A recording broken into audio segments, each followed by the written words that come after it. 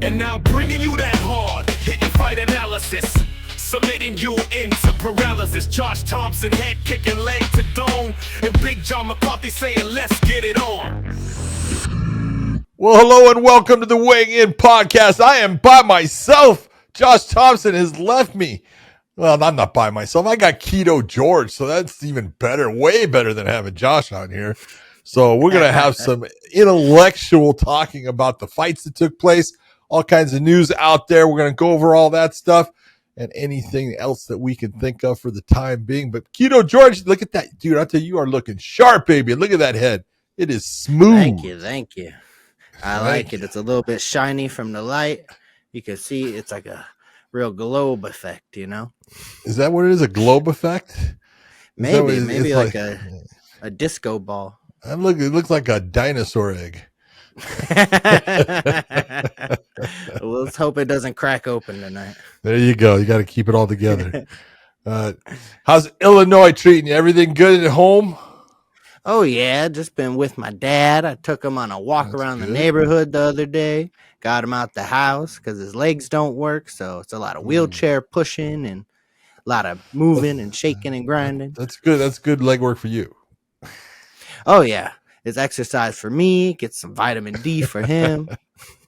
Best of both worlds. I even had my nieces meet us at the park while he sat there and watched his granddaughters play. I feel like that's a very good moment for our grandpa to deal. That's important.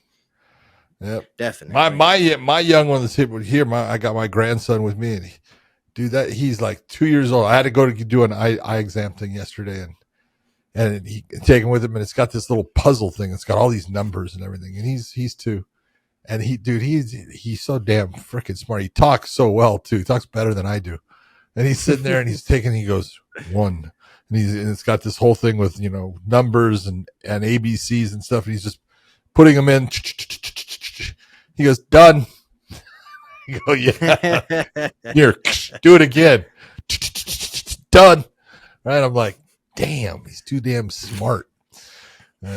These kids are a different breed nowadays. Oh, yeah. Well, he lies to me, though. He's always telling me, he says, because I have a bull named Ronnie.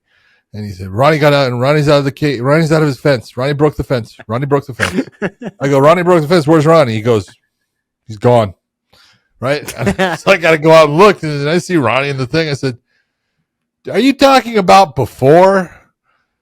Yep. Ronnie ran away. He was and broke the fence. Like, don't keep on telling me that, man. Chasing that bull down is not fun. But my grandson is fun. Being a grandpa is a good thing. Grandkids are absolutely fun. And the best part is then you can have all that fun with them, and then you pick them up, and you hand them back. So here you go. Oh, yeah. I'm done. Yeah, it's the best. That's why I love the uncle life so much. I just come up, I cause chaos, and then I get to just disappear. Oh, my goodness. So, all right, let's talk about the UFC that took place here. We had a UFC from Perth. God knows it took everyone forever to get down to that place, but Perth is a beautiful spot. I don't know if you've ever been there, but it takes like 25 hours to get there flying. That's from the States. I don't care where you're at. Even if you're in California, it still takes forever. It's like 15 hours to Sydney, then 5 hours to Perth across the way. You're like, oh man, it's a long flight. Killer. And with the what do you call them? The transfers or whatever it is. It's like a 25-hour day. It sucks. But I could not. Beautiful place, beautiful people, but the travel is long.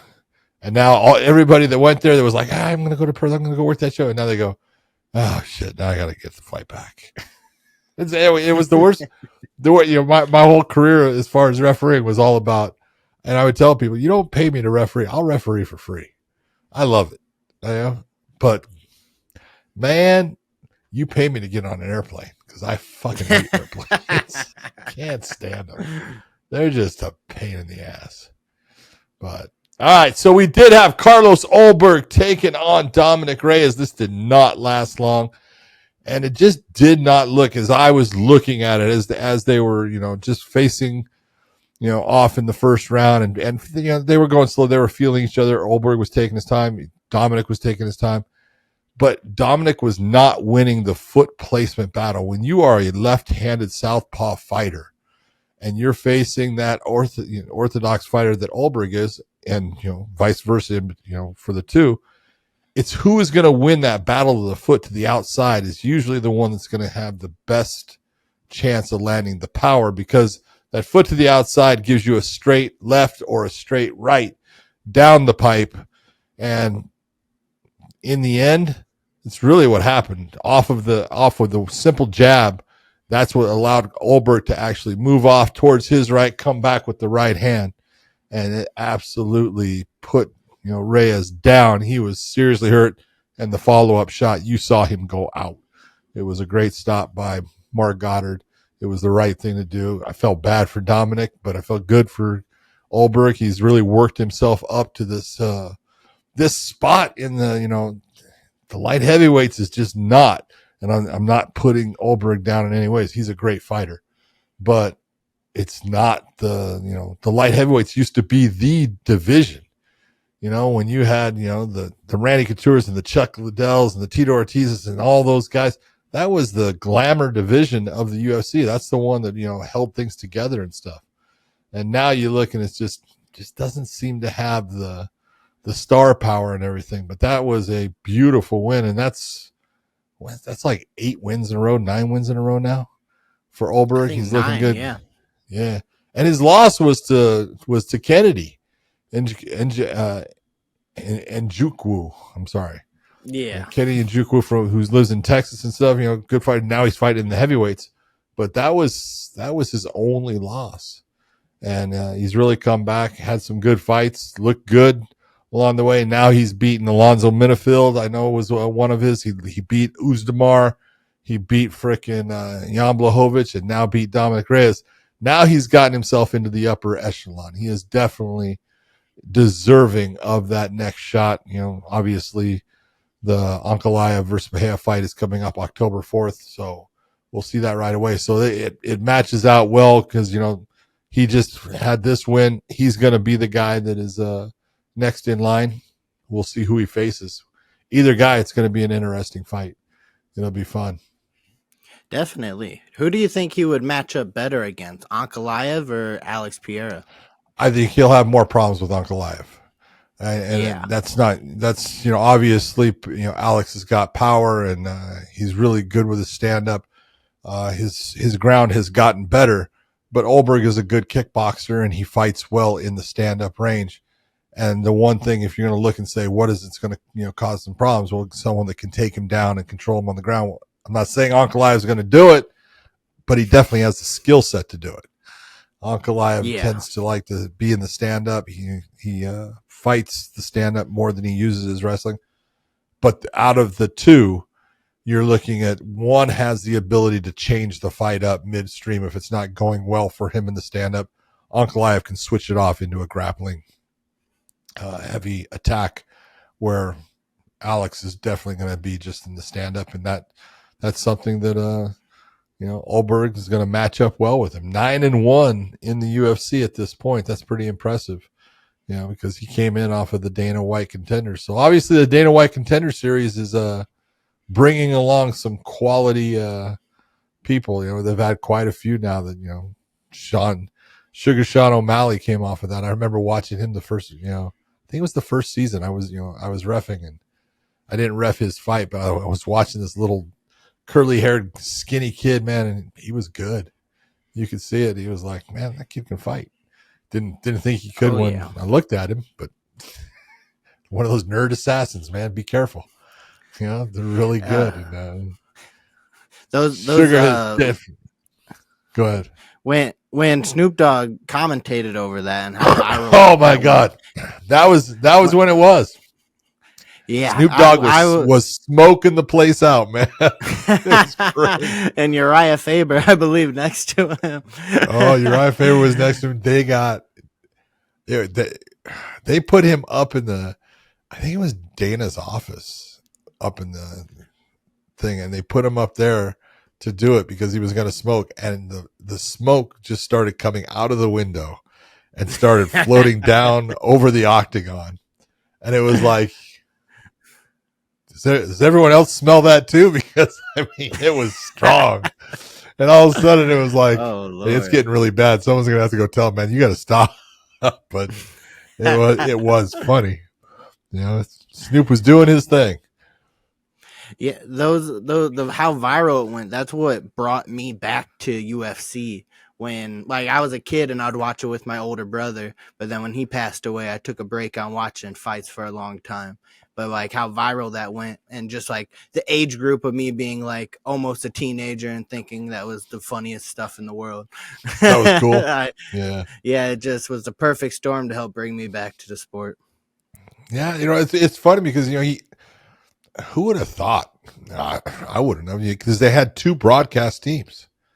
They had, you know, your normal guy that, you know, looks like it wasn't Johnny. I can't remember who the real broadcast thing was, but I think Paul Felder was one of them. Michael Bisping was one, and then I can't remember who was the play-by-play at the time. Maybe Brendan Fitzgerald. I don't recall it being Brendan. So, but whoever it was, you know, they had the normal one there, but then they had all right. And it must have been for, you know, guys like you. It must have been, hey, we're going to do this because younger kids will watch the fights listening to fucking Snoop. I guess it worked for them. It brought the casuals back. It might have killed a couple of Uriah Faber's brain cells with all the smoke he had to inhale. There was definitely a contact high for a lot of people that day. But definitely. All funny stuff. But pulling back to the Ulberg versus Reyes, we got Roundtree versus Prohaska coming up soon. Do you think if one of them perform in like a spectacular way, is that enough to bump Carlos Ulberg out of the contention? Or I don't think so. Yeah, I think Ulberg has. Look at when you're taking a look at, you know, that record now, and like I said, 9-1. You know, 9-1 in the UFC. That's pretty impressive. And you take a look at the list of people, like I said, from the Alonzo midfield, because he fought. Trying to remember who he fought before. I think it was the Korean. Was it the Iron Turtle? Yeah, I might be wrong about which one, but he ended up fighting from, you know, like I said, you know, you got to figure Minifield is known for power. Ozdemir actually fought himself up into championship, you know, contention. Obviously, Jan Blachowicz was the champion. So you're looking now, you know, he's had 4 fights in a row with guys that you can look at and say, at a certain point, all were in the top 10, some were in the top 5, some were champions. So you look at that and you go, he deserves it. You know, I think it's the right call by the UFC. You know, it's one of those. It's so tough to really get, you know, by, because a lot of it is the fans and who the fans want to see and stuff. But Ulberg is, you know, I want to say he's 34 years of age now. You know, so this is the right time for him. You know, if he doesn't get it done in this one, does he have the ability to possibly get another one? Yeah, possibility.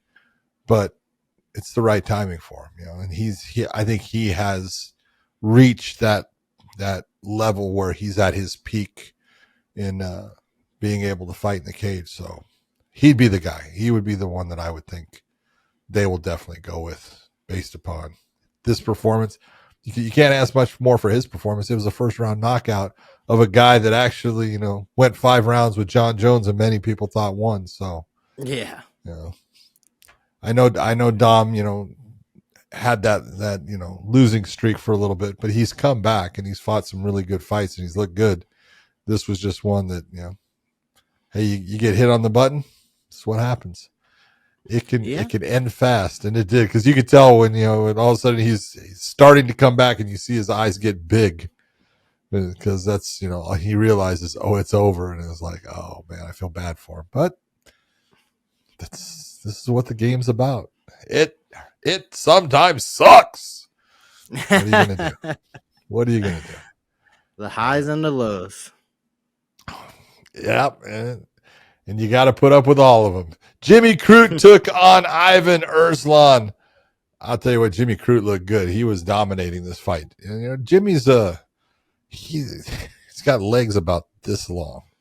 He's got all upper body, short, stubby legs that kind of. But man, he is physically strong, and he's just tough. You know, I've enjoyed watching him.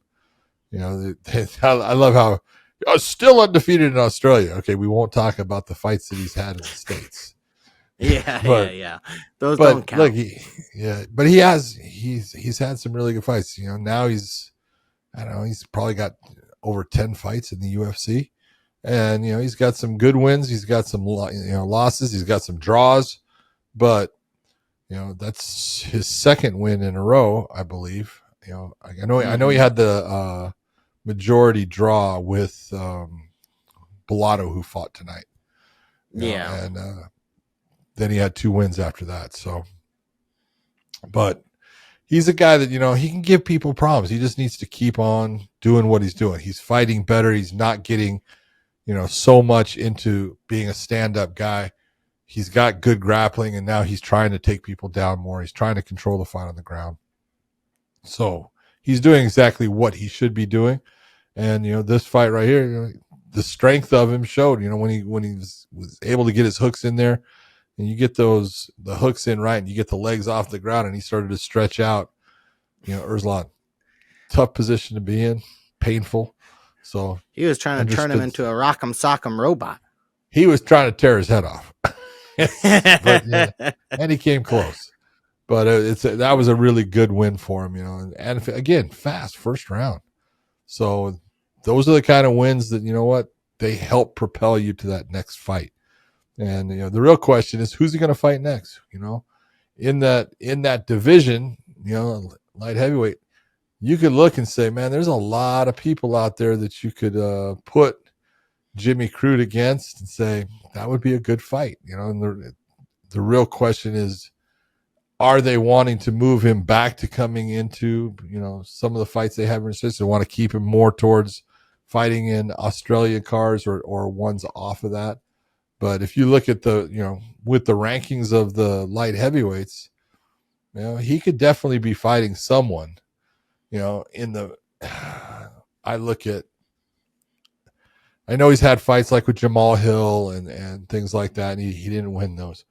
But, you know, some of them, you could go with, I think Johnny Walker would be a good fight. Ooh. I'm not sure Bogdan Guskov would be one. I think Bogdan's somewhere around maybe 12, something like that, 10, 11, 12. You know, yeah, he's 11. A really good striker, possibly too good of a striker for Jimmy Crute. But Johnny Walker tends to make mistakes. He gets a little excited at times. And so the ground might be part of that. So it'd be an interesting watch. You know, Johnny's the more explosive guy, but Crute, I think, is the better grappler overall. So I don't know. It'd be fun to watch him, but I'd like to see who he's going to fight next. I know Zhang's coming off a loss, but that might be an interesting matchup right True. there at number 15. Yeah. Two big brawlers. Yeah. Zhang's got a lot of power, so Crute should try to take that fight to the ground. Yeah. And they both have look how did you will. You know, Erslan's a guy that has had, you know, a lot of knockouts. He's a good, tough fighter. I want to say in the cage, I think most of his wins are, you know, by knockouts or TKOs. So, you know, this is what you do is you got to fight like, you know, one with someone that's got like that kind of power. If you're Jimmy Crute, don't fucking just stand there and bomb away with him. You're going to end up playing his game. Take him into a world that you definitely have the advantage, and look at what happens. This is what I call, you know, this is all about fighting smart. You know, don't play the other man's game. Make him play yours. And that's why Jimmy Crute came out with the win tonight. So good for him. It was a nice win. Yep. When a man has God on his side, he can do anything. And I know Jimmy's found the Lord a lot more recently, and I'm proud of him for all of his achievements. Jack Jenkins going up against Ramon Taveras. I like Jack Jenkins. He's fun to watch. Ooh, He comes after people, man. And definitely. that was a good fight between the two. Jenkins absolutely, deserved the win, but Taveras did a good job in that fight. He stood in there. He took some big shots. He had some moments where there was, tough times for him and stuff, but overall, man, he looked good in that fight, and he made it a good fight. He pushed Jenkins, and I wasn't too sure that he would, and he fought that better than I thought he would, and that's impressive because you look in, the first time I saw, I think Jenkins fight, I might have seen him against Chepe Mariscal. I think he lost, but then he beat Herbert Burns, and so that was a really impressive fight for him. Well, he had that big shoulder injury too at one point. Took him out of action for a little while. Yeah. Yep. But overall, man, he's looking good. He's got that workman-like approach. He's not flashy about anything. He's not, one of those guys that you're looking, look how fast he is. I mean, he's got speed, but fairly normal. But man, he's just hard-nosed, gritty, goes after you, doesn't stop. So very impressive win against Ramon, because Ramon's tough and he's looking good. He was looking good. He's coming off of I know a couple. He had a loss against Davy Grant, and Davy's one of those guys that's tough and stuff. But most of his losses are I don't want to say decision. I think he has one where he was stopped. But overall, tough guy. And I thought Jack did a great job in getting that win. So the way that he went about just settling himself down, and if you watch, as the fight was going on, he did a good job of using his feints. And when he used his feints to step in, he would land the 1-2, sometimes 1-2-3, and then step out and just keep on going back to the same thing. And it worked for him. So very nice win for Jack Jenkins. Australia was happy again. Australia had a good night. They had a very good night. And Jack Jenkins did too. He got an extra 20% on top of that. His opponent missed weight. I read something online that he is donating that extra 20% to the Ronald McDonald House. So shout out to him. That's a pretty cool move. That's very nice of him. Especially now that he's getting the win purse on top of it, it makes it a little more easy to give that to Ronald McDonald, but he already planned on doing that before. So.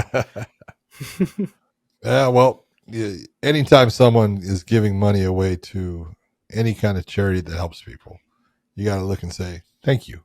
That's very kind of him to put that out there. He doesn't have to do it. And sometimes it's not easy to give money away when everything gets so expensive anymore.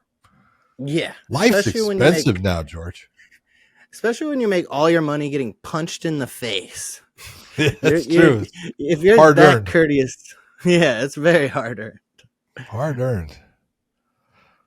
Well, all right. Then we had our boy Josh Thompson's dog walk of the week.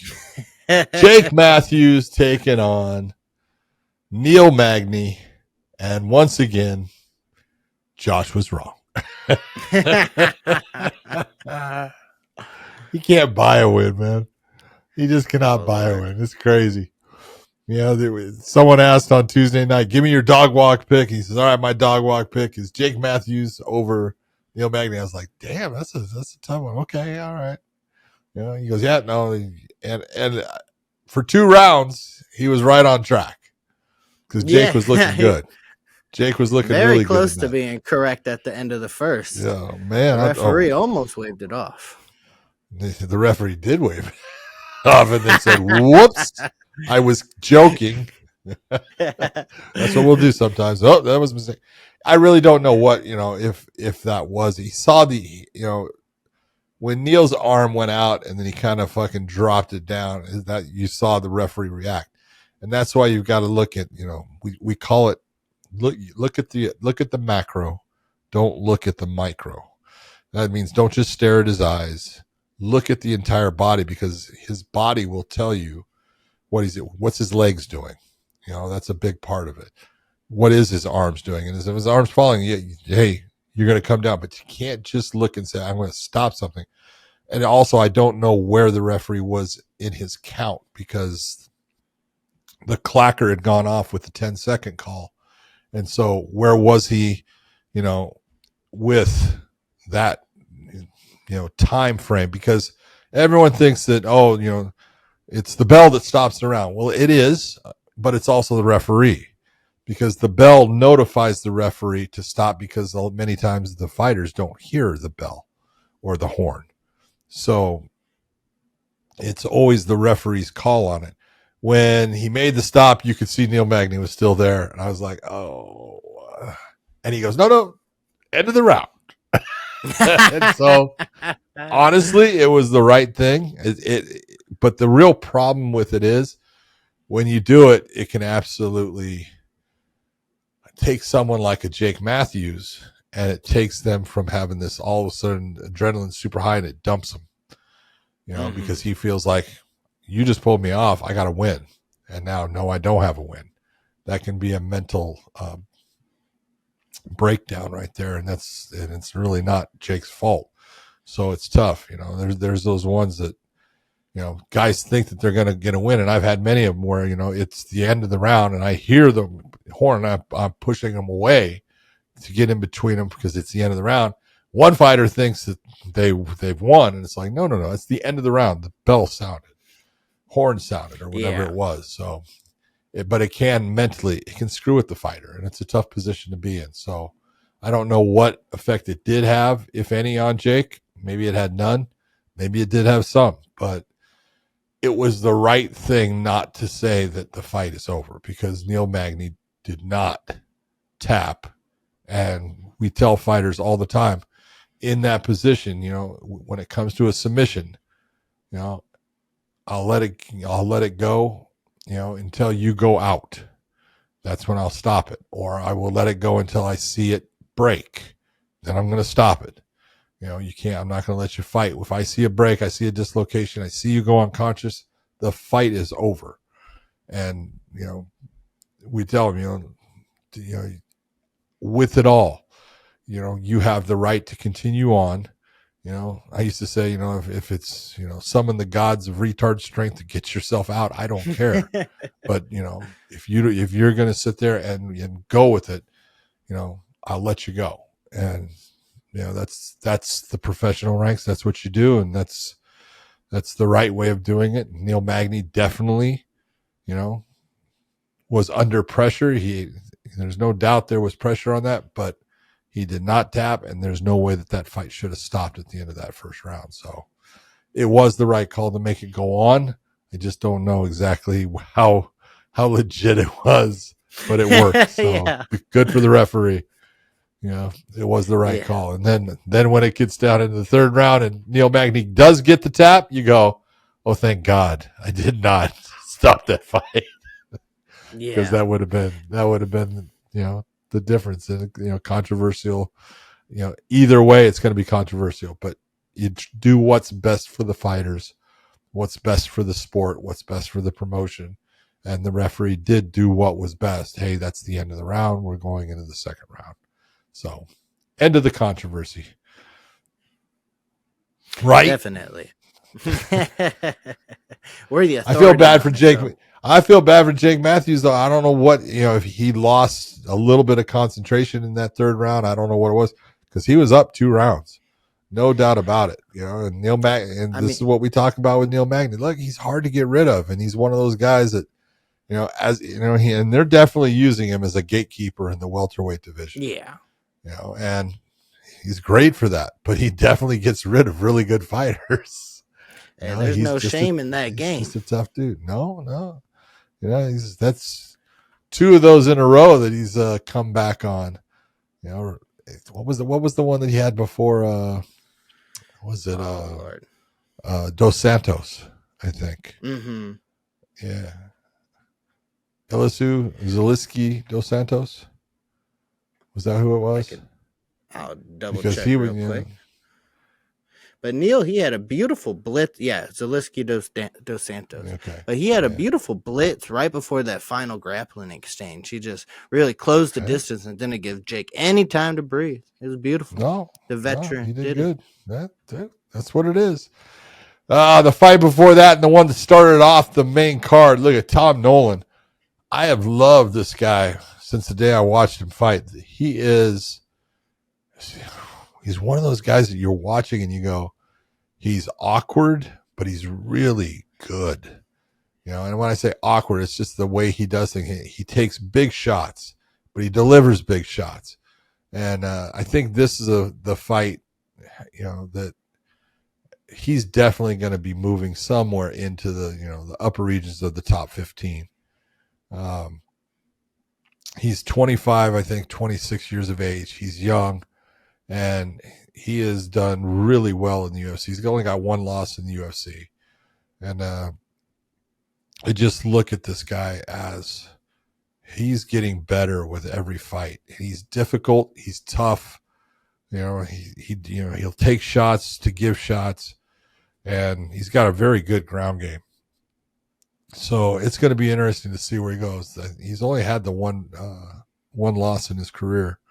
And look at Charlie Campbell is a tough dude. And I know Charlie was really upset with the loss and, that he got, that he made a mistake that put him in a bad position. That's what happens in fighting, but Charlie was doing well with him. Charlie was putting it on him in a couple of spots. But this is the one thing about Nolan. He's tough, man. He does not back down. He does not give in, and he just keeps coming. And he's going to be a guy that's going to make some waves at his age with the body style that he has. He's going to get physically stronger. And when he gets physically stronger, he'll be able to handle, certain people that are of the same kind of, body style and caliber and everything. And he's going to be coming into that, at least the top 20, top 15 shortly, maybe one fight away. So people have to look out for Tom Nolan. He's trouble. Definitely. Hit him with that awkward, nasty, spinning body kick, Joe Rogan kick to the body. Oh, dude, that hey, it was beautiful. Tell him, man, you get hit with a heel that's smashing into your ribs or into your solar plexus. Horrible place to be. And you could tell that's one that changed it.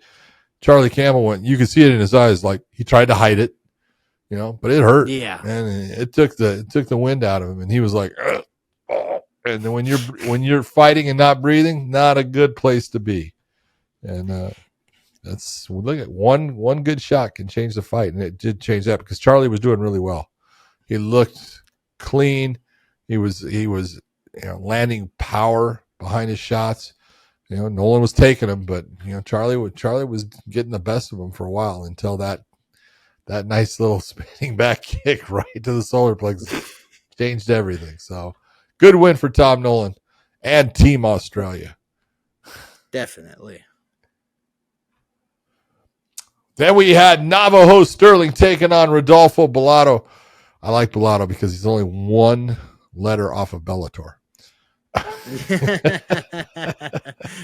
They might send him there after that fight. I'll tell you what, I give him credit. He fought a tough ass fight. Navajo Sterling is good in the stand up. He's crisp, he's clean, he's long, and he uses his footwork well to get him in and out. Bellato's more the brawling style and stuff, but man, he took a lot of shots and he kept coming and he kept working it, trying to figure out the puzzle that is Sterling. And Sterling is just, at this point, he kind of reminds me a little bit body style and the way he kind of looks of Costello Van Steenis, who is the PFL middleweight champion. And this guy's got a lot of talent. You got to figure he's undefeated still, but he hasn't fought, the top, people. The best one he's fought so far, is probably Bellato.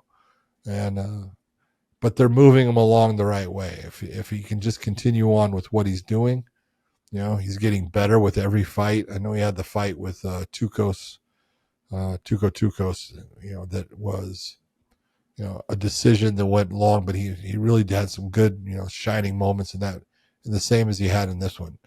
His ability to keep the fight where he wants it to be, in the stand-up for the most part, and his ability to use his length and land good long shots. He's a tough nut to crack in that weight class. I'm not saying that he's in the top 15 yet. He's probably not, but he's on his way, and he's going to cause a lot of people some problems. Definitely. But man, Bellato cannot catch a break, going from herpes to upkick scandal to a loss, which I did think he won one of the rounds. I thought he won round 2, but it was close, so you can't be mad at a 30-27 by 2 judges. Not at all. No, there was a 29-28 there. Yeah. There was one. Yeah. But it doesn't matter. You lost. 30-27 or 29-28, you lost. If you have to pull out of if you have to pull out of a fight because of herpes, you're taking whatever rounds you can win. Okay?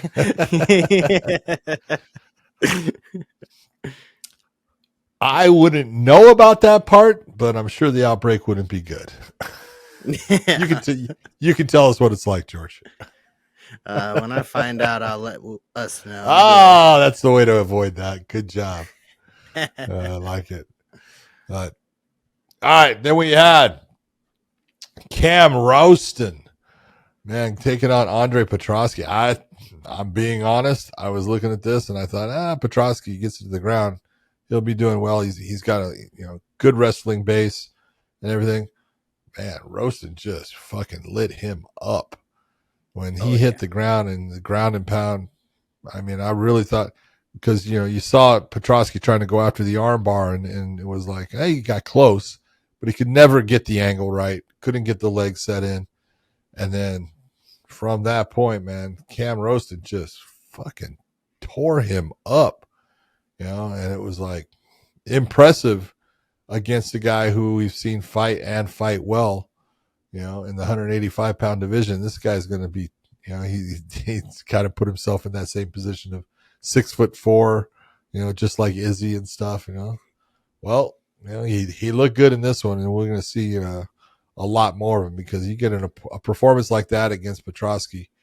You didn't get to see a lot. I saw more in the Dana White Contender Series of this guy than I saw in this fight, and I actually thought that this fight would go at least into the third round. Totally wrong. And good win. Again, like I said, I think Petroski is a tough dude. He's got a lot of talent, but Rowston just fucking annihilated him. Tell me I'm wrong, George. This seems like Petroski has trouble with them short, stiff shots. He even got almost KO'd from a hip one time, I'm pretty sure. Yeah. Someone sprawled on him and it rocked him silly. That's right. Yep. But, yeah. And then you had Rowston with the WWE-inspired promo, the John Cena, you can't see me, 5-knuckle shuffle. Come on, we see it. TKO's take it over. I'll tell you. As soon as they bought both, now you go, it's all crossovers. It's all going. But all right, Jamie Mullarkey took on Ronaldo Bedoya. This was a really good fight. And again, I'll give Jamie Mullarkey credit. He fought a smart fight. Oh, yeah. And that's how he got the win. By taking Bedoya down and getting a lot of good shots in on him, trying to wear him down. But Jamie, you could see Jamie was tired. At the end of the second round, he was breathing hard.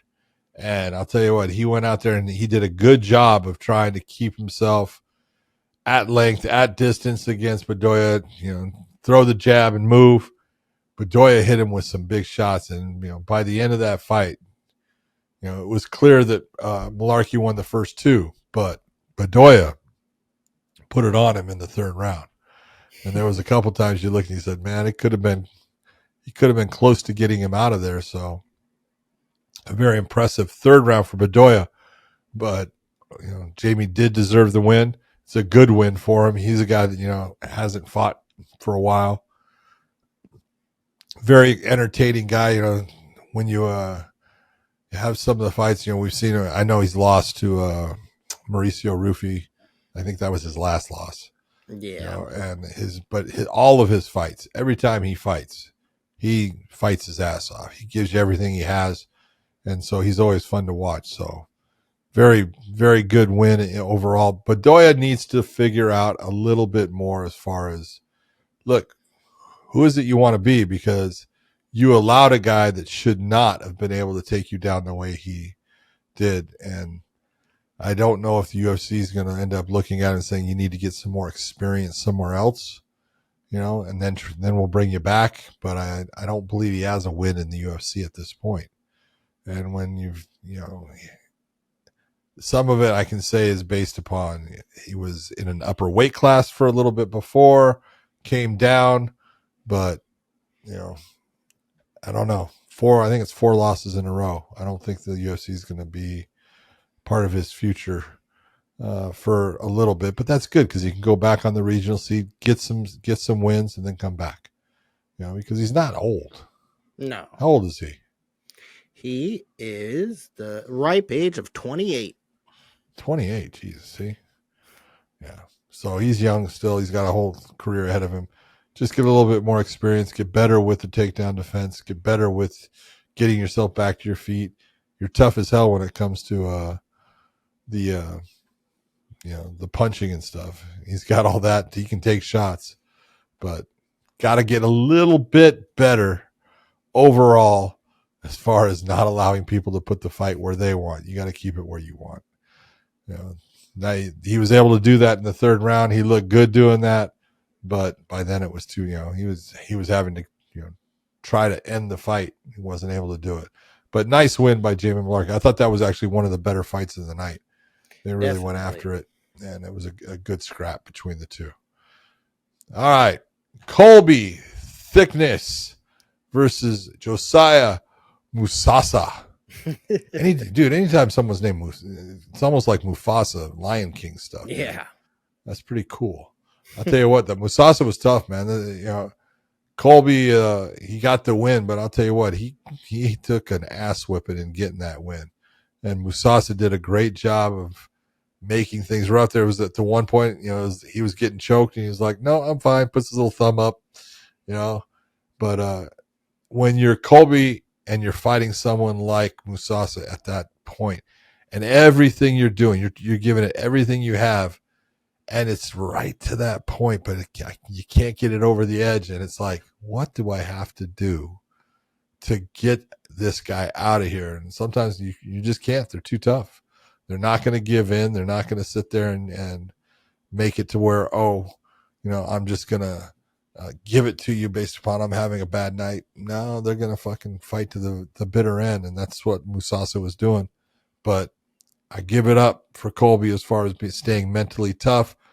It was a hard fought fight. He's going to be sore tomorrow. But that was a big win for him. You got to look, he's been fighting a lot in, Australia as far as, on the UFC shows and everything like that. But I think the one fight that we saw him lose was Topuria's brother, right? Yep. Yeah. And he just got out wrestled in that one overall. And that's, that's going to happen with, certain people that you're going against. But, Colby's good. And, we're going to see a lot more of him too. He's 8-1 at this point. So yep. That was a nice, hard fought, tough win against a guy in Musasa that I had not seen before. I mean, he's tough. Definitely. And when Michelle Montague, go ahead. I was just going to say, when you're young, it's okay. You need to get some decision victories under your belt. You need to get all that experience while you can. No need to rush it. Time in the cage is important as long as you're not getting beat up. Yeah, that's very true. Yeah, there's a difference. You can have time in the cage and it's good for you. You can have time in the cage and it's really bad for you. So the fact that if you're getting your wins and decisions and you're not taking a lot of abuse, it's not a bad thing. But when you're taking abuse, that changes the whole dynamics of it. But Michelle Montague took on Luana Carolina. Montague just dominated this fight, but could not get rid of her. a couple things happened. You had the kick on the ground, kick to the face. The referee took a point, should have put her back on the ground. Again, you look and you go, you just awarded the fighter who fouled with the ability to get out of the position that they couldn't get out of. That's not what your job is. Your job is to make sure that it's fair. She took the kick. You want to take the point, but then put them back in the same position. So you're not taking and handing a position, to one while taking it away from the other that did nothing wrong. Sometimes it's like, what happens, George? How do people lose their mind? I think it's simple. I think it's like how Australia, how their toilets flush a different direction. Different circle. Yeah, different circle. And their brain, too. That's true. We got to see two guys that were supposed to be in the Dana White Contender Series in Brando Pericic versus Elisha Ellison. I'll tell you, Brando Pericic was absolutely he was ready to go.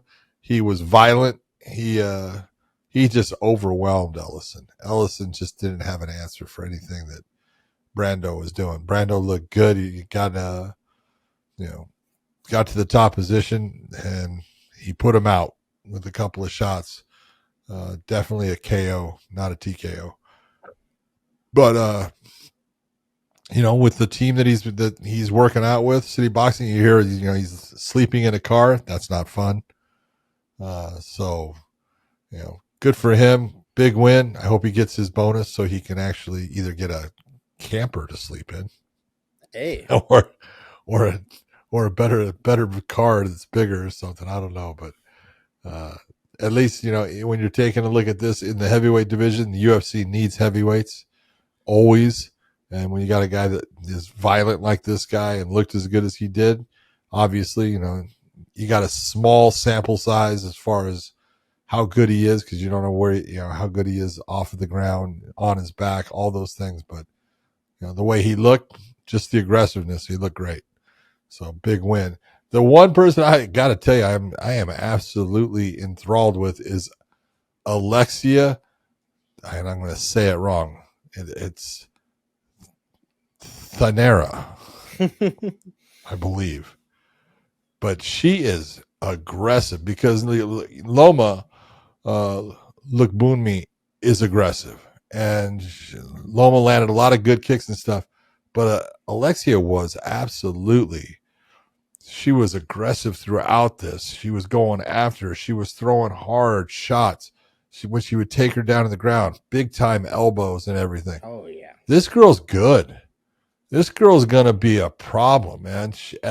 When you're taking a look and you look at that, weight class that she's in, man, I'll tell you what, she's on a current win streak, I think, of 11 fights. Oof. All right. So she's 27 years of age. Right now she's got nothing but confidence going. She feels good about who she is and what she can do.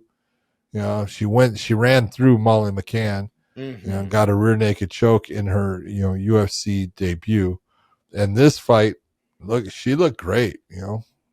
Lookboonme is tough, and she does a lot of damage to other girls, and she just she was absolutely a tough fighter in this, but she just did not have anything to give Alexia that was going to give her a problem.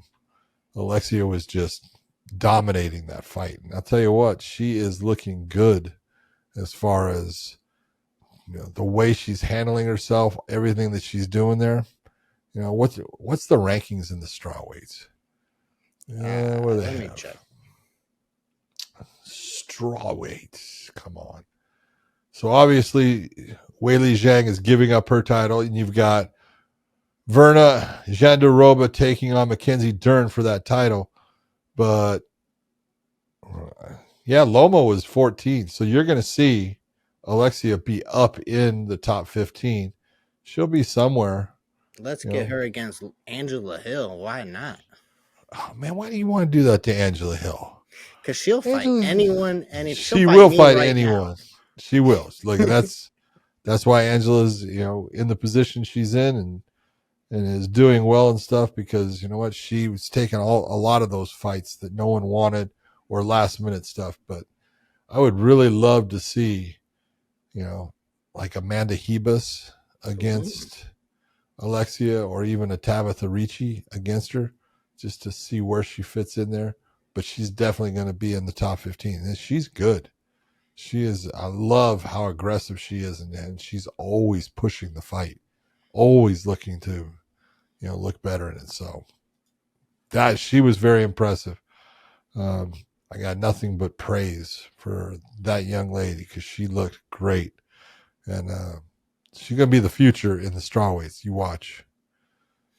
I'll mark it down. All right, we went through that entire fight card. Did it kind of fast, but UFC Fight Night from Perth, Australia. Ulberg versus Reyes with Mr. Ulberg just absolutely putting on a beautiful performance, and I do believe that he will get the next title shot.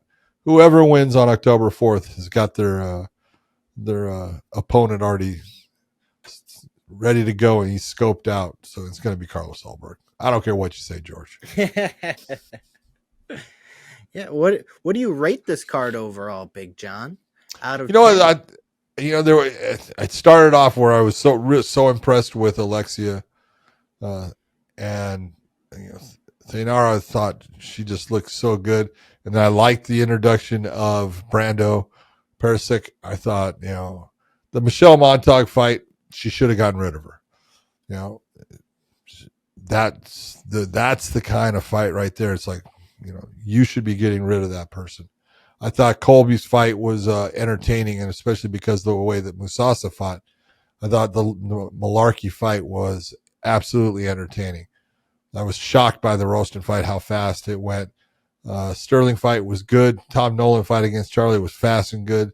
The Magny versus Matthews, a little slow as far as action to a point, but great comeback by Neil Magny.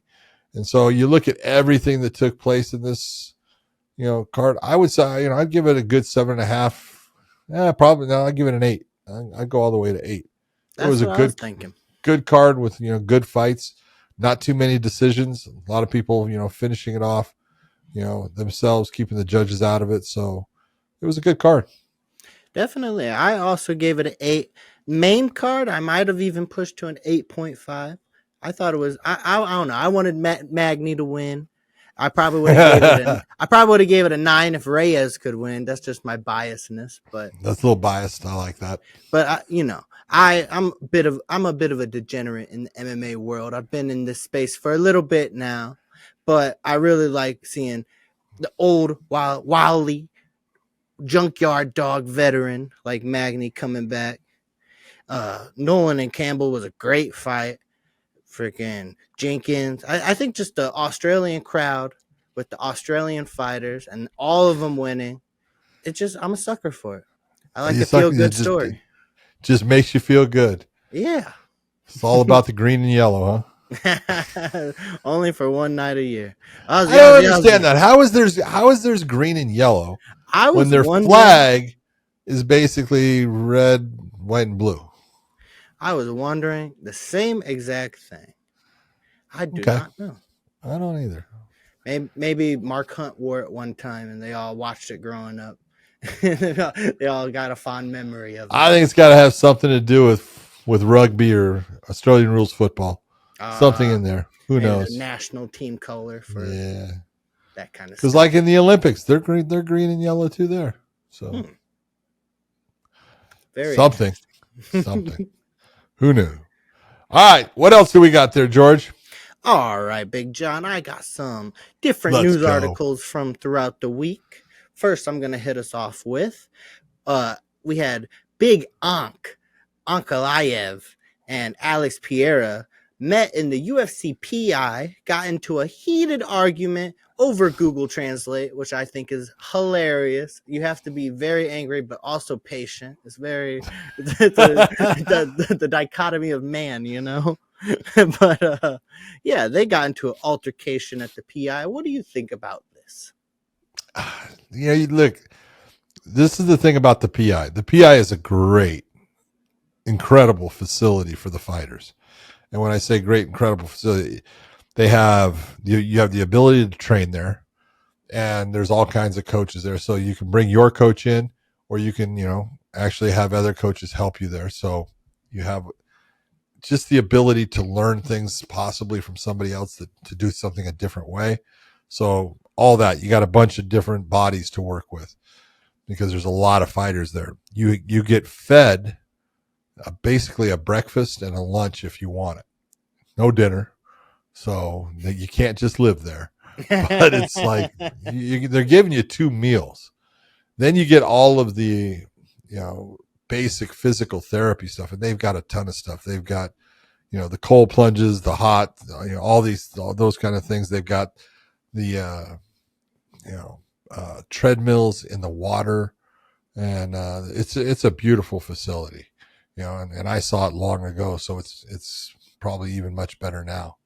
But it's really an impressive place for the fighters to be able to go to. So, I mean, if you're Ankalaev, you get a chance to be in the States.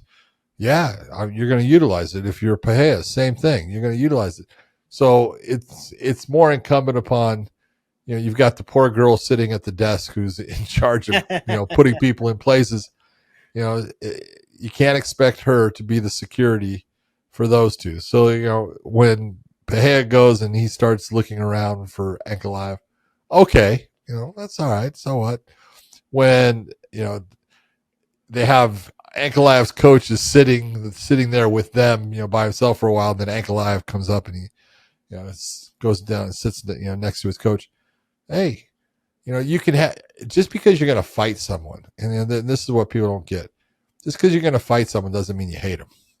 Okay, professional fighting that's your job, and you're really usually going to be worse off that if you do have feelings of hate or anger towards someone, because then you normally don't fight as well.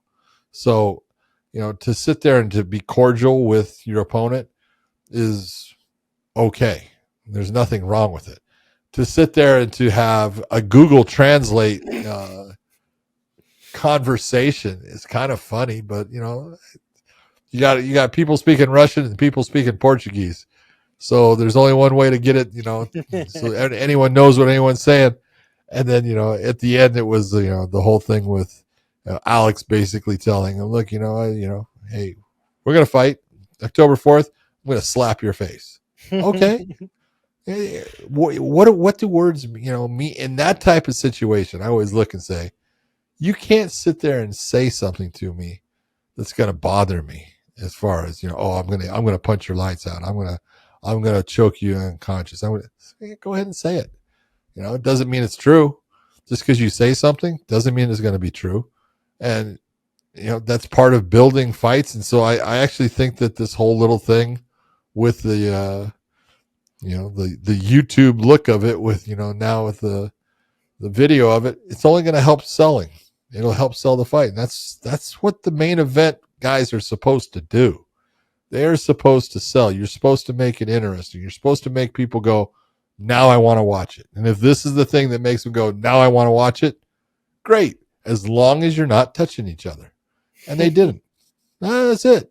You don't, it's like you look and you go, think about it if you're Dana White.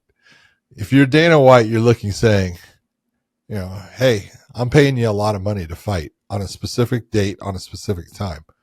Don't do it for free, because you do it for free, okay, then I'm not going to pay you the same amount of money. Or if you're going to do it for free, just tell me and I'll have you do it for free on that night too. Yeah. It's like, you're a professional prize fighter. The prize is the money. So don't, say anything you want, do all that stuff. Don't put your hands on anybody else. Don't get into a fight with your opponent before the fight. Do exactly what these two guys did.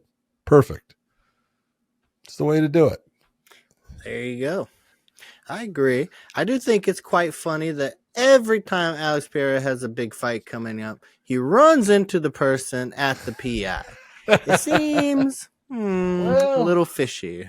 Well, I mean, if you're Alex, it's like one of those. Oops, I just hit myself.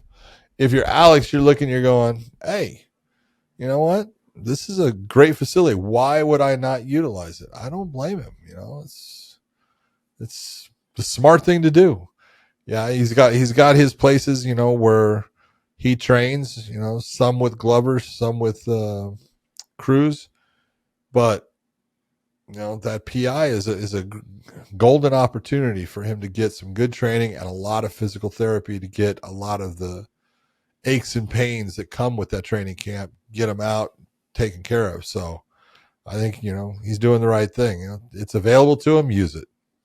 Well, there you go. There you go.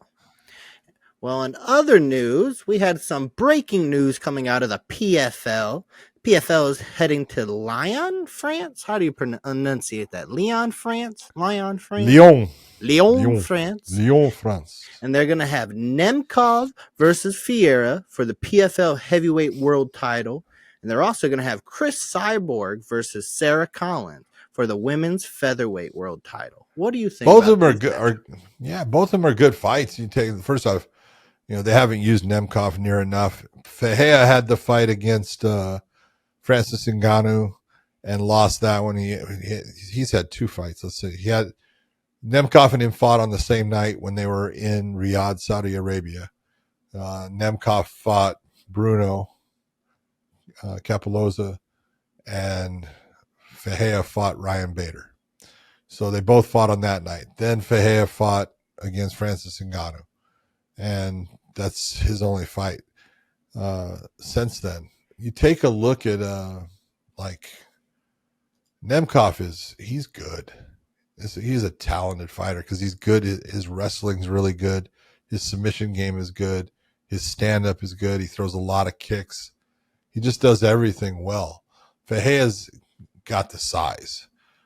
Oh yeah. When you take a look he's a behemoth. It's 6'8" and 265 pounds, but he's going to have his hands full because Nemkov's going to be tough for him to get a hold of, and Nemkov is going to be eating at his legs for a while, and then it's going to be a matter of if Fahea gets taken down, that's Nemkov's world, and I don't care how tall you are or how big you are. When you're on your back,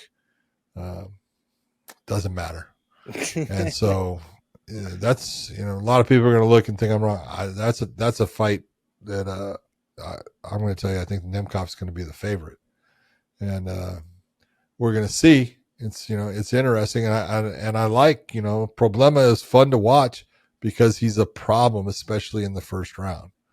But he does slow down, and in the fifth, especially in a 5-round fight, he's got a lot of size to carry around. And now that Nemkov has been, Nemkov used to lose too much weight. He used to go from 240 pounds down to 205. Yeah, and so now he's naturally at that 240 pound range. He's the hybrid that we talk about. He's kind of like the Cain Velasquez. Mm-hmm. Not at the upper end of anything, but man, he's just a talented person everywhere with a lot of skills. So good fight. Glad to see it. It's kind of weird that, there's no Francis Ngannou. Francis beat Problema, and Problema's fighting for the title, and there's no Francis Ngannou anywhere. So who the hell knows what's going on with the PFL and Francis, but that's a really good fight. The Sarah Collins, I think, is Sarah undefeated at this time? Did you look? To double check that. I think she is. I think she's still undefeated. She's got a judoka background, judo background. Yeah, but 6-0.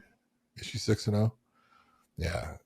I don't think she has the skill set to beat Chris. And let's be honest, Chris is getting towards the end of, her career. She's at, I want to say she's 40. She might be 41 now. But by then, when is that scheduled for? It is scheduled for December 13th. Yeah. I don't know. She'll probably still be 40. But, she's getting towards the end of her career with, everything, but she's had an amazing career. But Sarah Collins, at this point, she's fought a couple of good people, but she doesn't have the experience to stand with Cyborg, and she's going to have a very difficult time in getting her down. She's Sarah's fought people that Cyborg has fought. She's fought Sinead Kavanaugh, I know, who she got a win against, but Cyborg's at a different level right now, so that's gonna be a tough fight for Sarah. But good fight. This is why you're out there doing it, and she's undefeated. She's beaten everyone, so let's see if you can to beat one of the best that's ever done it. Yeah, I don't care about Cyborg's age. Those hands, the power she got behind them, I think she's dangerous for anyone. So, I wouldn't want to stand across from her. I don't blame you.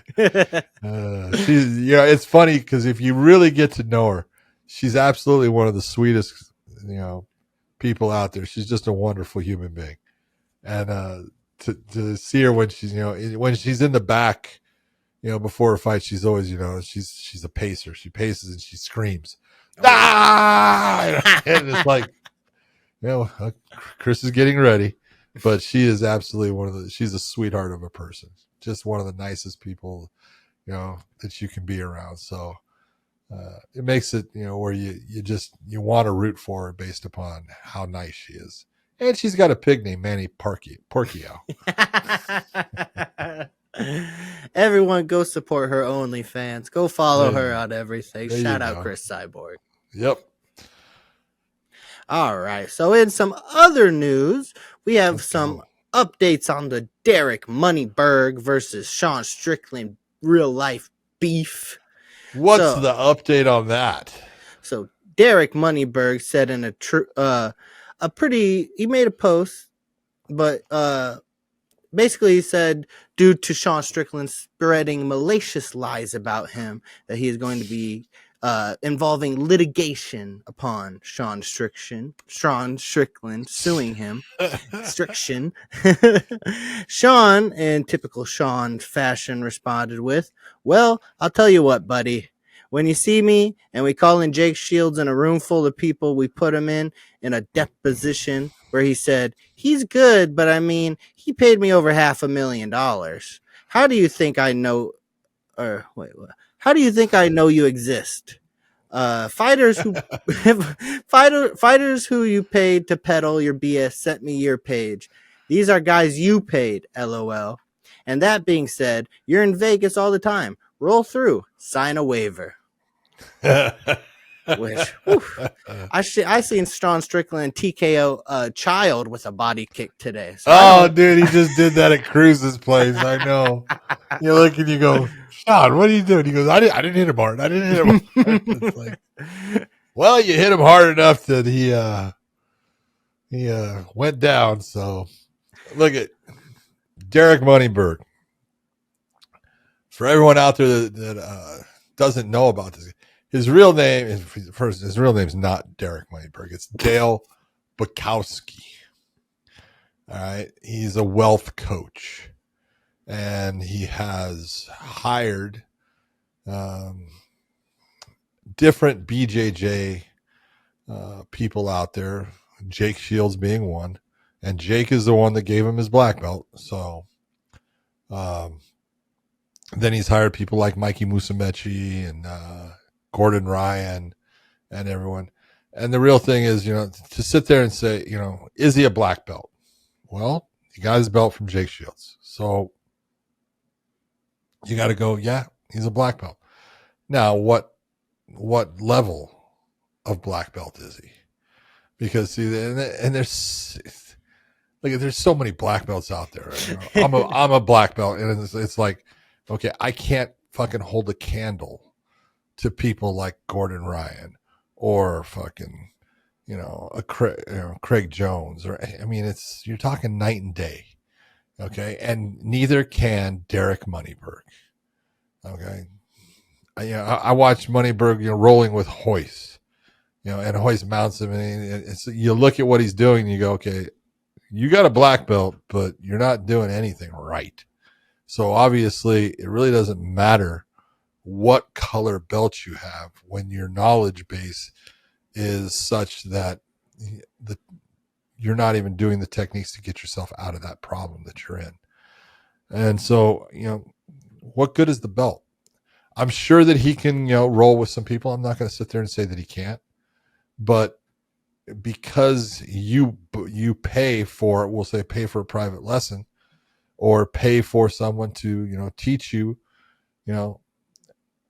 that doesn't mean that you're as good as, roll as they roll. Obviously he's not as good as a Gordon Ryan or a Mikey Musumeci. And I think Craig Jones kind of created a little bit of this whole thing with him when he was doing an interview with Mikey and saying, "Oh, what about Moneyberg?" Right? And he goes, Yeah. Well, it's like, so, let's just get this part out of it. Sean can sit there and say whatever he wants as long as he's not slandering him. And what is Sean saying? Sean's saying, you have a black belt, you paid for it. Okay. He did. Now everyone does to a point because you're paying to go to it. You're paying to go to a gym and be instructed by somebody. Okay. So we're all paying along the way to eventually hopefully be given that black belt. Now here's the part that's bad. I can tell you of specific black belts in Brazilian Jiu-Jitsu that got their belt in 3.5 years. I can think of 2 right now. Okay. BJ Penn. Mm-hmm. Okay. I think that BJ proved that he is a real black belt. He won the worlds. Yeah. Okay. And another one was, and BJ's was given to him, I believe his first black belt was given to him by Half Gracie. I may be wrong, but I believe it was Half.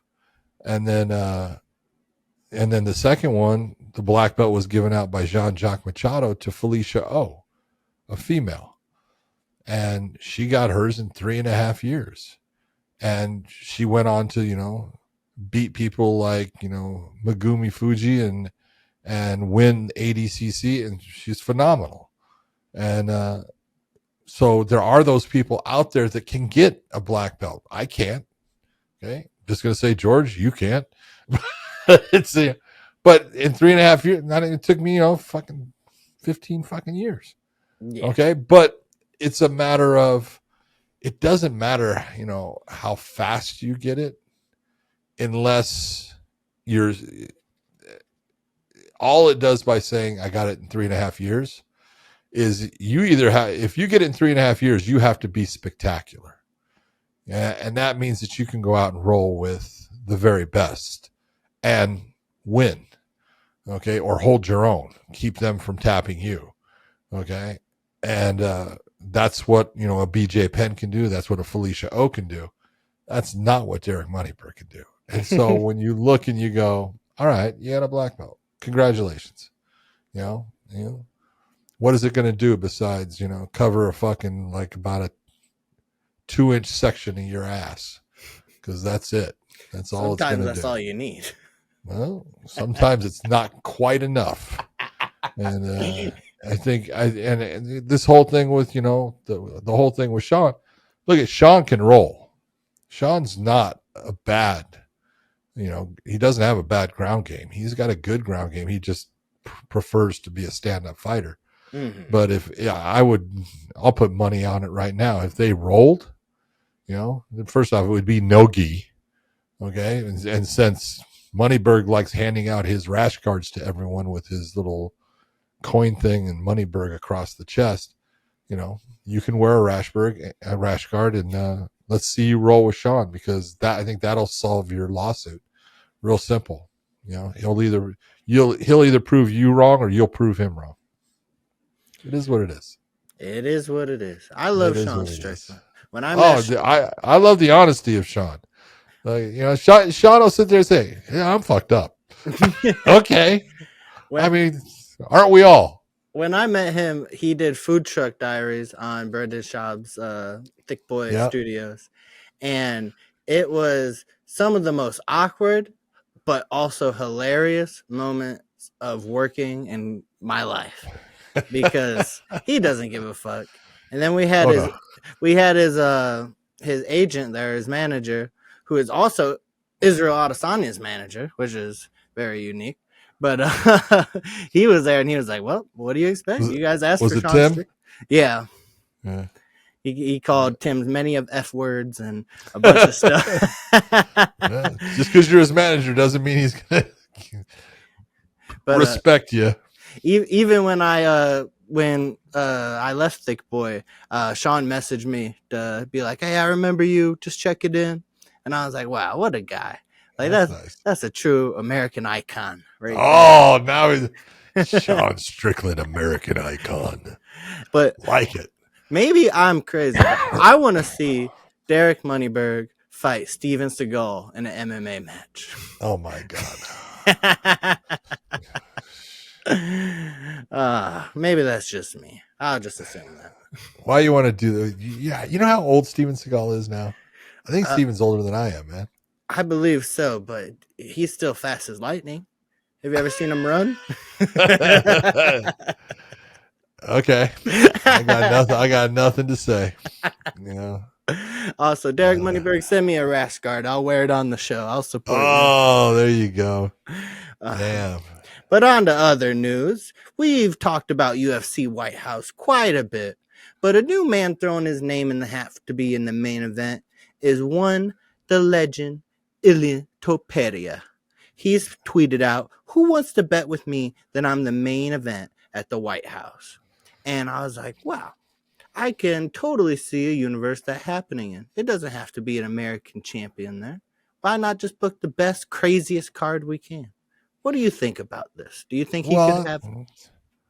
This is a matter of, could it be Ilia Topuria? It could, but I think it's going to have to be also who's on the other end of that. You know, when you take a look at it, it's that fight is not for, well, let's say what, next June, 8-9 months. Yeah. Mm-hmm. So 8-9 months away. So there's a lot of things that could happen if Islam ends up beating Jack Della Maddalena. Hey, it's absolutely a high probability that could be the main event of that fight, of that card.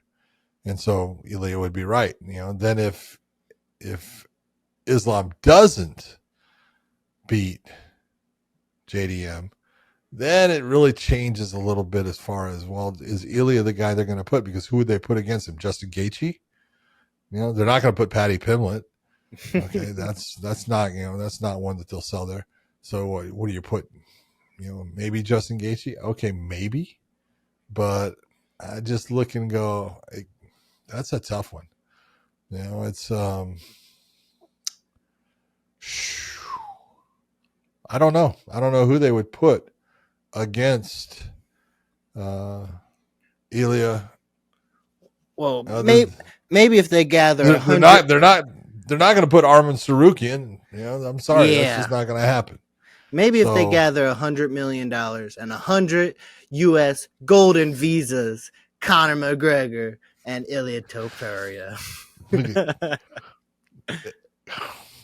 It's so funny as far as money and everything this day. In this day and age and everything, what people ask for and everything. John Jones asking for $30 million to fight Aspinall. Okay.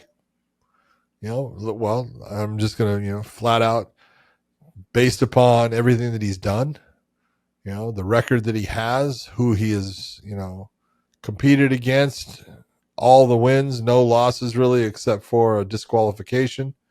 You take a look and you go, all right. Well, I look at Conor. He's got his last 2 fights are 2 losses. Okay. You want $100 million. Have a nice time sitting in Ireland during that card. Well, I'm just being honest. If that's what his demand of pay would be, I love watching Conor, but he ain't worth $100 million. I'm sorry. Not at all. And so you look, I'm not saying he shouldn't make a lot of money, but $100 million? I don't think so. That's a little bit high. And the 100 Visa Gold. things, those are fucking $1 million a piece too. Oof. Aren't they? I don't know. I'm not in They're there. those are either $1 or $2 million a piece. Golden US Visa. I'll get to the bottom of this. Get to the price. I believe it's $2 million. Come on, George. Pull it up. The required gift amount is $2 million if paid by a corporation on an individual's behalf.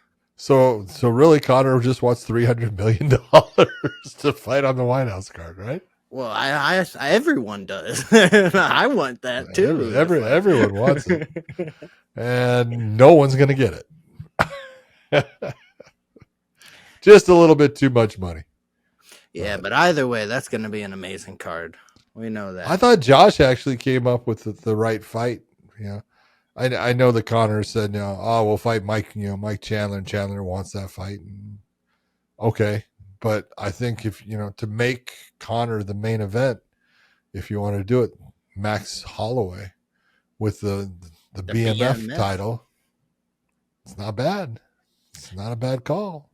The marketing is already there. There you go. Conor owns bare knuckle. He brings the BMF to bare knuckle. It's all written in the stars already. Damn, look at you. You already got him beating Max Holloway. That ain't happening. I don't think so either.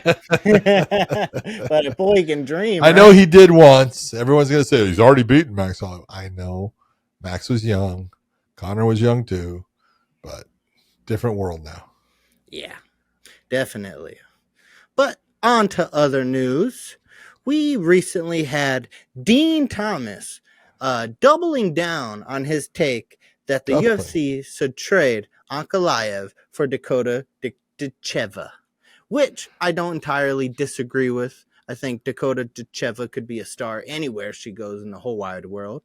But do you think this situation is even possible in today's UFC? Or if there is, who in the world would be on the trading market, Well, they did it with the whole Demetrius Johnson wanted out. You had Ben Askren sitting there that had retired from ONE FC. So the UFC did that one. It was called The Trade. And so it was, a real thing. I know that they looked at trading somebody for Dakota before. And that person is now sitting in a very high level place for his weight class. He's a champion. and they're very happy with him and stuff. But at the time, it was like, I understood why they were looking at that person for the trade. But to sit there and to give away their champion and Ankalaev, it basically says, if they were going to do it, it says how little they think of their light heavyweight division and champion, that they would get rid of him for a fighter to come over. I'm not saying it's not a bad thought process by Dean. Dean's a smart guy when it comes to, knowing fighters. Dean comes out of, also put this out. Dean comes out of American Top Team. He was a coach there at American Top Team for a while, before really just working with the UFC. But that's where Dakota's at. So there's a little bit of, if you want to say bias, I'm not saying that Dean's biased towards her, but he knows her, he likes her, and he knows what she can do as a fighter and stuff. So I can understand why he would like to see her go over to the UFC. I really don't know. It's like in football or baseball or basketball, you get these players that have no trade clauses. So if you have a no trade clause, they can ask you and you can accept the trade and say, yeah, I'll do that. And I'll go over to that team. Or, you say I have a no trade clause and they have no no ability to make the trade.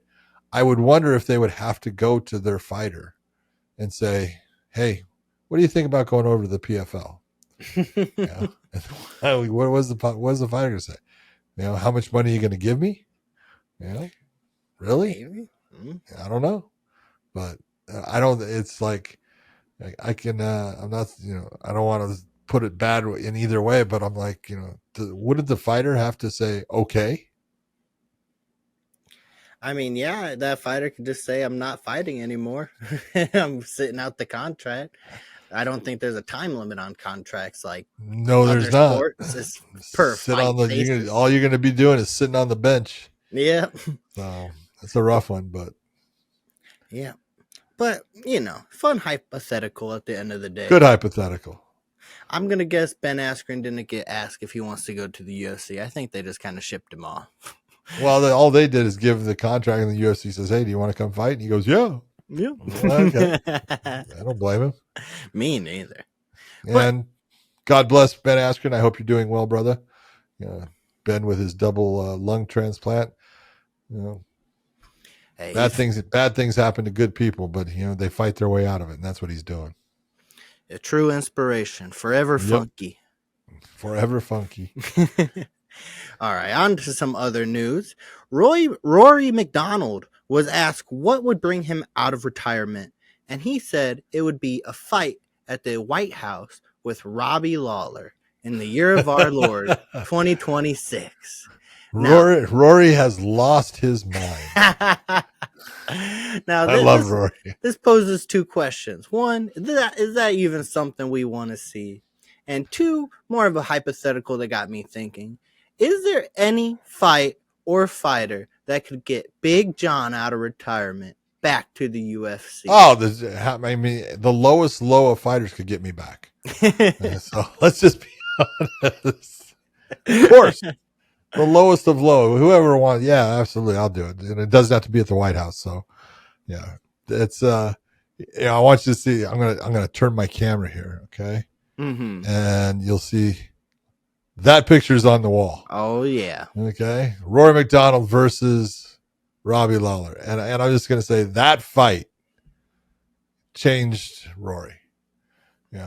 Rory took a lot of damage in that fight, and Rory was an absolutely sensational fighter, and was still afterward, just wasn't quite the same, and but became the Bellator welterweight champion, and I love the guy. He is just a phenomenal person, phenomenal fighter, but everything is. I like the fact that he used that. That would be a trilogy fight. He's lost both to Robbie, so I'm sure he'd like to get that one back. I just don't know if. Yeah, I would watch it. I would, and that would be one that would be a fight. Yeah, I'll go back to reffing for that fight. Oh wow, I would love to see it. But if you want to see John reffing in MMA, go check out the Naked Gun movie where he reffed a fight between Gaethje and Usman. Which I can't remember what their names were in it, but I got knocked out. It was just not good. Every dog has his day. Yeah, dude, I'm telling you that Liam Neeson, he's got a hell of a fucking right hand. I believe it. Or was it a left hand he hit me with? I don't remember. It's hard to remember after those kind of things. Yep. All right. So the last news article I got today, it's more of a fun talking point. Alexander Usyk, he made a tweet, "Good plan at Jake Paul, but I'm not here for 5th place, only first. Soon, I'll close the book on boxing, and after that, I'll be waiting for you in the cage. Let's see if you got the balls or just the hunger for hype." What do you think about an Usyk-Jake Paul MMA fight? I think it's perfect. Well, first off, Jake Paul has trained MMA. He wrestled in high school. He's got the boxing skills, so he's partnered with the PFL. And then Usyk, Usyk is just a phenomenal athlete, just incredible boxer. and I think he would be fantastic in the cage. And here, he plays. I think he plays Igor Vochanchin in the Smashing Machine movie. Oh wow! That is coming out. That Dwayne the Rock Johnson did on Mark Kerr. Usyk he plays the part of Igor Vochanchin. So he's already doing MMA. He just does it on film. So I actually think that would be, it would be great. I would love to see it. And I think that would sell. And I also think Usyk is way too good at this point, be it in boxing or MMA. I'll go with Usyk over Jake Paul. Usyk hits too hard, too good in the stand-up. And I think that, it's like Lomachenko. Lomachenko could grapple. He could wrestle, and a lot of guys in Ukraine, they wrestle. And I'm sure that Usyk has wrestled somewhere within his, childhood or, into, adulthood area. There's been some wrestling in there too. So I just think that, I would love to see it. I don't know. I'm sure that it would end up having to be in the PFL because of Jake Paul's association with him. And that's fine. Doesn't matter where it's at. But yeah, bring that fight on.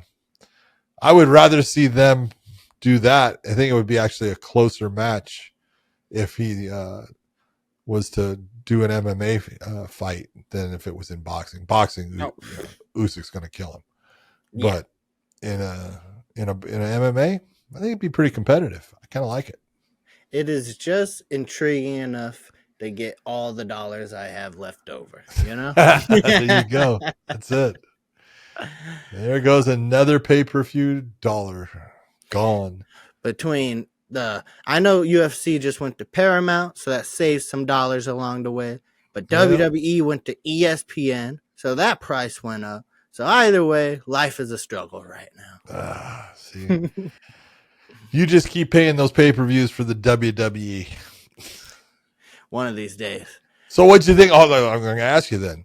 Your boy John Cena going against Brock Lesnar. Oh. He got F5'd. He 5 got times? Messed up. I mean, good Lord. First of all, Brock Lesnar, the physique he's in right now. He's an incredible 47 years old. Yeah. Jeez Louise. Yeah, I mean, Brock is he's a unique individual. And he is put together like a gorilla. There's no doubt about it. His legs are not real big, but man, his upper body is absolute, and he's thick because it's, you get a lot of these guys that are wide, but if you go from his back to his chest, he's thick. Mm-hmm. He is an impressive athlete. Like even thinking back when he made his UFC weigh-in, when Joe Rogan's watching him flex from behind, and Joe Rogan's like, "Oh." Joe looking at it going, "Oh." Man. But yeah, I mean, John Cena, he's on the retirement tour. It's tradition in wrestling that you go out on your back. You put somebody over as you go out. Brock Lesnar does not need anyone in the world to put him over. Okay, that's about what I was going to say. But, honestly, I think it's good for the professional sport of WWE. I know Brock had some situations dealing with outside of wrestling, the Vince McMahon, blah, blah, blah. I don't want to touch on that too much. You could Google it. But I know it. You're talking about the never mind. Yeah. Many of allegations that have yet to be proven anywhere. Very bad allegations. Either way, I've heard many of great things about Brock Lesnar. I've heard tons of behind-the-scenes stories of him just being very generous and very kind. He just doesn't like large groups of people, and I can very much relate to that. Yeah. Brock will tell you, he goes, "I really don't like people." Okay, it's all good. But man, I do dig the beard and long hair. I love the Viking look. Come on, it came out of nowhere. I mean, I know the Viking look is way better because he had the lumberjack look when first he had the flat top. Yeah. Right. Then he had when he fought, he was the champion of the UFC and he fought Cain Velasquez. He did the whole beard. Yeah. And it was the lumberjack look. And I was like, damn, that works. All right. Mm-hmm. There you go. And this one is numero uno. The He, Viking look. I don't know. I'm sure he didn't do it for any type of marketing or anything like that. But good Lord, is that a good damn look? Shout out to Brock Lesnar. Shout out to Brock Lesnar for looking like a damn Viking. Hell yeah. And he married Sable. I mean, how better can life get for Brock Lesnar? He has a farm in Montana, married to Sable. Come on. He's got a farm in Canada, doesn't he? Probably both. Probably. I think he's just from Minnesota. He probably does have the farm in Canada. Yeah. No, he's from South Dakota, Webster, South Dakota. Then I see how much I know. Fake fan over here. All right. Well, other than that, what else you got? Are we done there? That's all I got for today. Hey, for everyone out there, thank you for tuning in. I appreciate it. I hope you enjoyed the fights. My man, Keto George, doing a fantastic job. And we will see you. And now bringing you that hard hitting fight analysis, submitting you into paralysis. Josh Thompson head kicking leg to dome, and Big John McCarthy saying let's get it on.